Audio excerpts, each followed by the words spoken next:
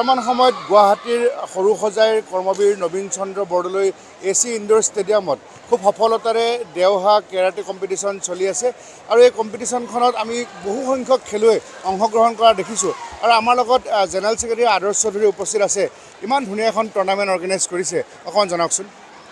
প্ৰথমে মই খেলৰ বিষয়ে কোৱাৰ আগতে মই জনাব বিচাৰোঁ যে যিহেতু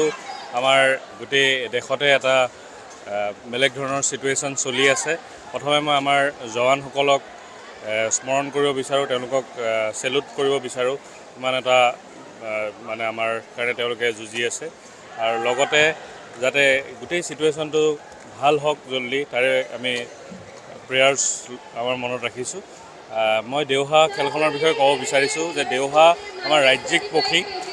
পক্ষীক কেনেকৈ আমি প্ৰচাৰ প্ৰসাৰ আৰু সংৰক্ষণৰ বাবে কাম কৰিব পাৰোঁ তাৰ বাবে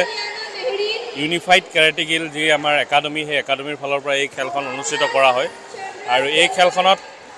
আমি 10 লাখ টকাৰ কেছ প্ৰাইজ দিয়া হয় আমি এইটো থাৰ্ড এডিশ্যন থাৰ্ড বাৰৰ বাবে আমি এইখন খেল কৰি আছোঁ 10 লাখ টকাৰ কেছ প্ৰাইজ প্ৰতিটো কেটেগৰীতে কেছ প্ৰাইজ আছে আৰু ল'ৰা ছোৱালীক লগে লগে আমি কেছ প্ৰাইজ দি পঠাই আছোঁ গোটেই খেলখন হৈ আছে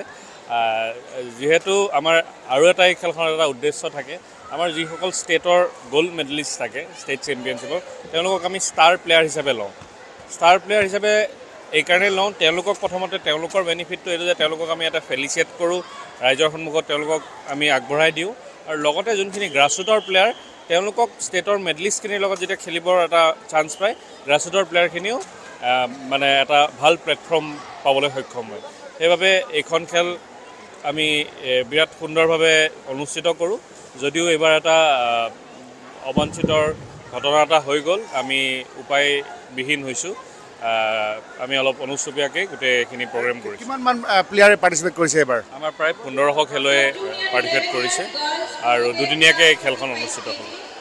এই খেলুৱৈ ইয়াৰ পৰৱৰ্তী আৰু আপোনালোকৰ কি আৰু এনেকুৱা ধৰণৰ টুৰ্ণামেণ্ট অৰ্গেনাইজ কৰিব অকণমান জনাওকচোন আমি প্ৰিমিয়াৰ লীগ অনুষ্ঠিত কৰি আছোঁ আমি ISL IPLৰ আৰ্হিত আমি প্ৰিমিয়াৰ লীগ কৰিম আৰু খুব সোনকালে আমি তাৰে এনাউন্সমেণ্টটো কৰিম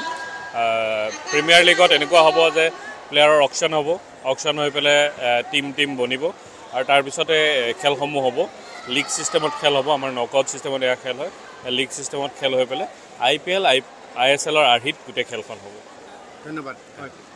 জেনেৰেল ছেক্ৰেটাৰী আদৰ্শ চৌধুৰী তেখেতে সুন্দৰকৈ জনালে যে ইয়াৰ পিছত প্ৰিমিয়াৰ লীগৰ নিচিনাকৈ বা IPL ISLৰ নিচিনা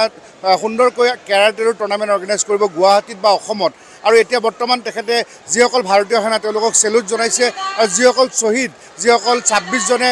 প্ৰাণ হেৰুৱালে পেহেলগামত সকলোকে তেওঁ স্মৰণ কৰিছে আৰু এই দেওহা টুৰ্ণামেণ্টখনৰ সফলভাৱে আয়োজন কৰাৰ কাৰণে সকলোকে ধন্যবাদ জনাইছে আপুনি বিচৰা বাতৰি পাব কেৱল নিউজ 18 এপত নিউজ 18 এপ ডাউনলোড কৰিবলৈ স্কেন কৰক এই QR কোড গুগল প্লে ষ্টৰতো পাব এই নিউজ 18 এপ